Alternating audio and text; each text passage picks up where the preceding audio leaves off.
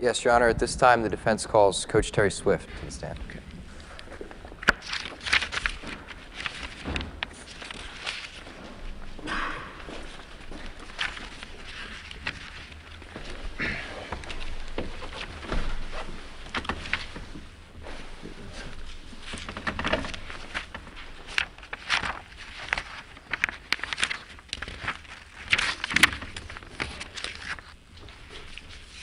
Okay, you may proceed. Please state your name, spelling last for the record. Terry Swift, SWIFT. And what's your occupation, Mr. Swift? I'm the physical education teacher and track coach at Rough Grouse High School in Whistler, Pennsylvania. And how are you involved in today's case, Coach? I was Jordan Simon's track coach during her time at Rough Grouse. And when did you first meet Jordan Simon? Well, there was a colleague of mine, Charlie McAllister, who told me about this little middle school girl that was just breaking records. I thought I'd watch her run one day and had her run one lap, and I knew one day she'd be wearing gold. So, Coach, after you watched Jordan run, what did you do? That's when I went to Rough Grouse's scholarship committee, and I told them about Jordan, and they offered her a new-based scholarship as long as her grades stayed decent. So how was Jordan's first year at the school, Coach? Well, she came in like any freshman. High school's like a new life for a lot of kids. She was full of energy. She studied well and ran really well, too. And how was her sophomore year? Well, she experienced something I like to call a sophomore slump. Sophomore year is really a transitional period for a lot of kids. You're technically not an upperclassman yet, but again, you're not the newest in the school. Jordan's grades slipped up a little bit, and her times got a little bit worse. Now, Coach, did you do anything about this? Well, yes, at the end of the track season, I had a meeting with Kelly Simon and Charlie McAllister to talk about Jordan's track times. And did anything come out of that meeting? Yes, that's when I offered Jordan admission into my summer training program, free of charge, of course. Now, Coach, do you make your athletes aware of the negative side effects of PED usage? I do. The first practice of every season, I sit them down before we start anything, and I'm very open about this. I let them know my story, that when I was a runner, I ran and I won the right way. I trained hard and I stayed dedicated to that training. PEDs will not be used on this team. We've been winning all these years, and that's due to hard work and dedication. And Coach, what specifically do you tell your runners? Well, most recently, I gave them the Lance Armstrong example. He was a champion as a biker. He was probably the best biker in the sport, but now he is nothing. And these kids, I use that as a teachable moment so that they're motivated to win the right way. Now, Coach, are you aware that while she was on your team, Jordan exhibited signs of EPO usage? There were some signs, but like they say, hindsight is 20/20. These symptoms actually happened over a period of time. That now I think about it, it was EPO use, but the headaches, I really thought that was just being a student athlete. I was a student athlete at once, and it's a lot. The combativeness, the moodiness. I've been working with teenagers almost all my life. They get like that sometimes. And the one time she fainted at practice, I really thought that was dehydration. She's a runner, I was a runner, or a more competitive runner at one point, and it happens sometimes. Now, Coach, what about her track times? Were they any kind of indicator that she could have been using PEDs? Actually, not really. Your Honor, permission to approach opposing counsel and the witness with a copy of Exhibit 5? Sure. Thank you.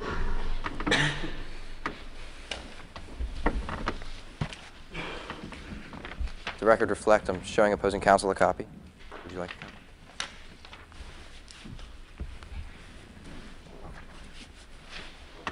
And approaching the witness.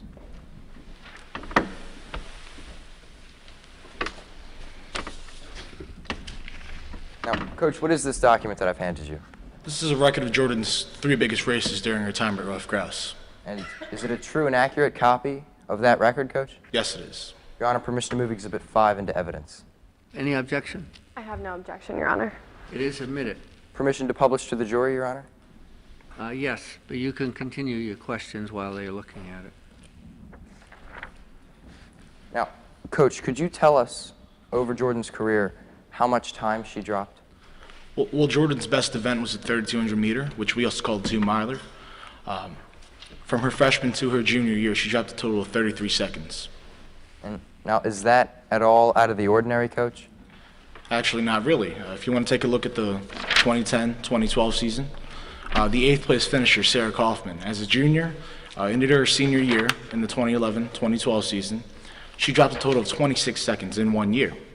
Now, for example, the 9th place finisher, Lana Koltash, in 2010-2012, from her sophomore year to her senior year over here, she dropped a total of 46 seconds, again, in 3 years.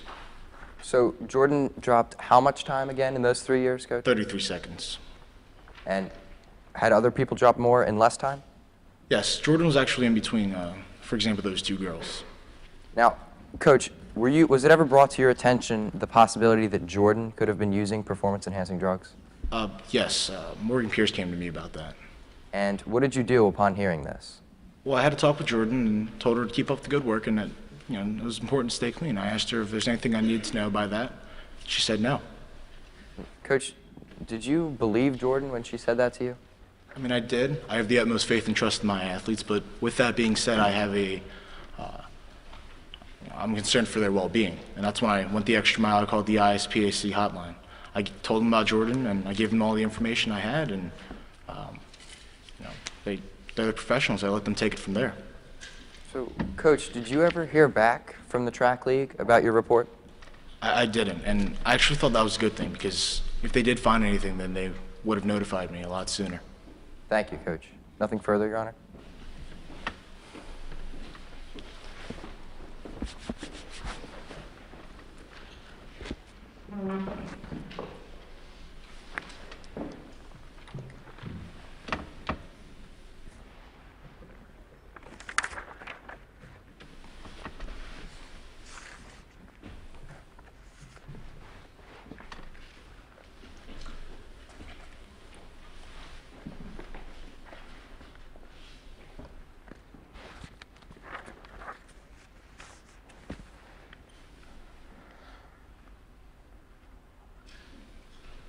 Cross-examine. Yes, Your Honor. Coach Swift, would it be fair to say that you would consider yourself a rather caring coach? I mean, I do like to push my athletes at times, but yeah, I do care about them. Yes, and you want the well-being for each and every one of your athletes, correct? That's correct.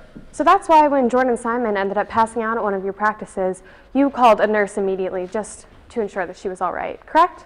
No, I didn't. I moved her to the bench, and I monitored the situation myself. Do you have any medical background, Coach Swift?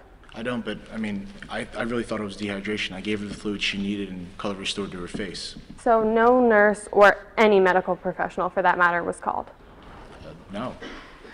And furthermore, when Morgan Pierce, one of Jordan's teammates, approached you with concerns that her best friend might have been taking a performance-enhancing drug, you just wrote it off, didn't you? I mean, I talked to Jordan about staying clean and whatnot. But in your signed and sworn affidavit, do you not state, I wrote it off?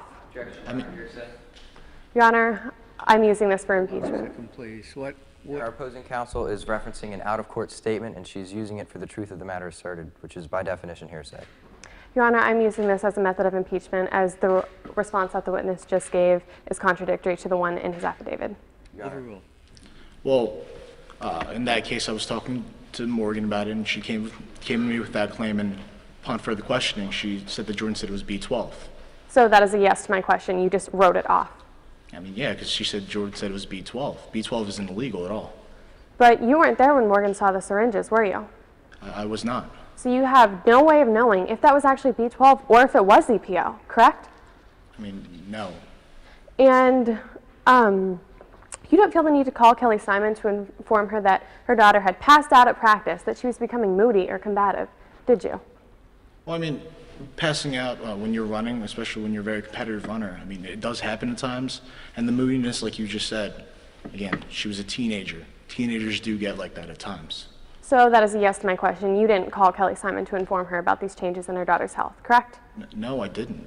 And when you would agree that the athletic director, Jamie Hager, approached you with an article concerning EPO, correct? I do remember Jamie coming to me, yes. And it was Jordan Simon that had printed that article, correct? Yes.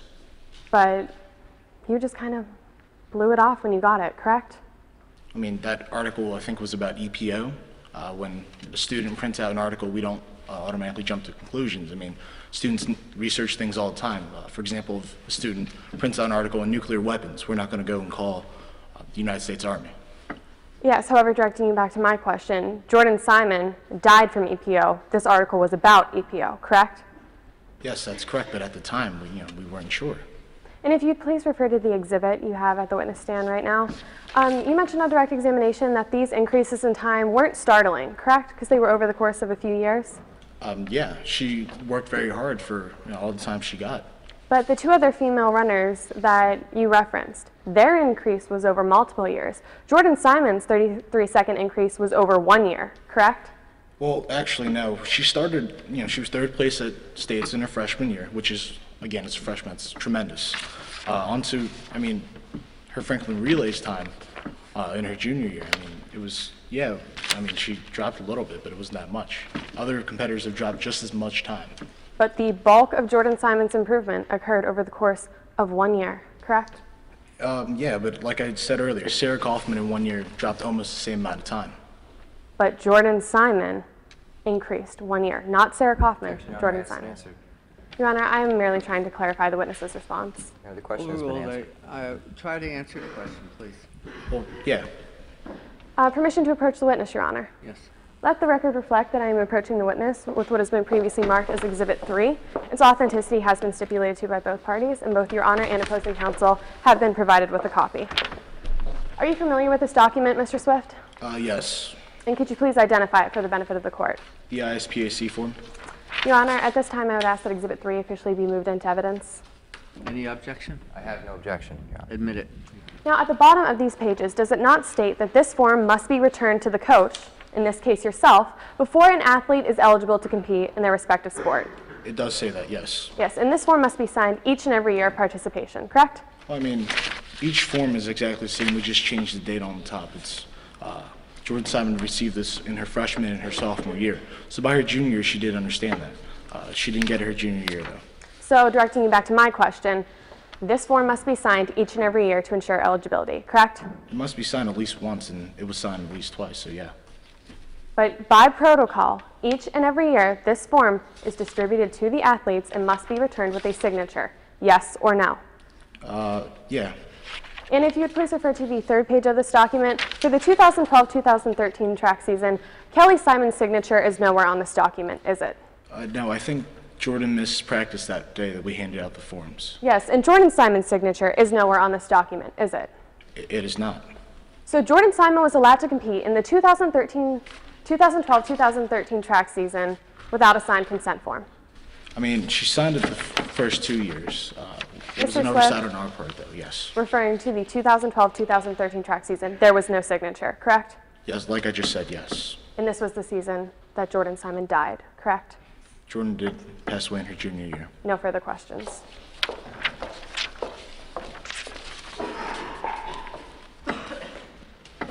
Is there going to be redirect? Very briefly, Your Honor. Hold on then, please. I'll let the jurors.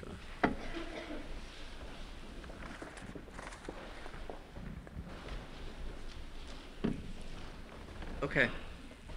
Coach, just to be extremely clear, why didn't you pursue that third form to get it signed from Jordan? She signed it twice already, and these forms say the exact same thing all 3 times. So, did Jordan need a form in the 2012-2013 season? She read it twice already, and she knew our policy, and so did Kelly Simon, so no. Thank you. Nothing further. Any recross? Briefly, Your Honor. Coach Swift, just for the purpose of clarification, at the bottom of that document, it says that it must be turned in for eligibility. This recross is beyond the scope of my redirect, Your Honor. I'm not sure yet because I didn't hear the full question, so I'll hold your objection in abeyance. What's your question? My question is just to clarify that this document must be turned in each and every year, as it says on the document, which Attorney Zindel did address on his redirect examination. Your Honor, I did not address the wording of the document. However, I believe that it's beyond the scope of my direct examination, Your Honor. I didn't read anything from the document. I'm going to sustain the objection. Anything else? No, Your Honor. Witnesses excused. Please be careful stepping in.